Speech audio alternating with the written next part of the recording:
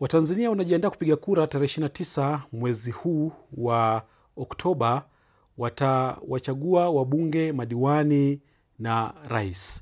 Lakini macho yote na masikio yapo kwenye kinyang'anyiro cha urais katika taifa hilo la Afrika Mashariki.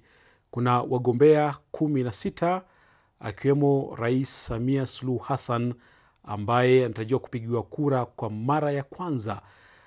Hapo awali alihudumu katika nafasi ya makamu wa rais toka mwaka 2015 hadi 2021 na baadaye akaapishwa kuwa rais wa Tanzania kufuatia kifo cha aliyekuwa kiongozi wa nchi hiyo hayati John Pombe Magufuli.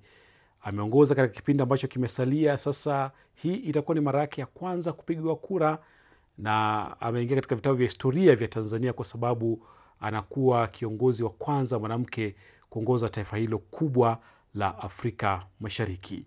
Ni mzaliwa wa kule Zanzibar, lakini amekulia kwenye Chama cha Mapinduzi, chama cha siasa ambacho kinaongoza Tanzania kwa kipindi kirefu sasa.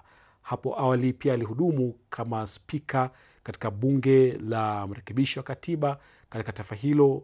Baadaye akawa waziri na kupanda hadi sasa hivi ni rais, na sasa anatafuta ridhaa ya wananchi wampigie kura ili awaongoze.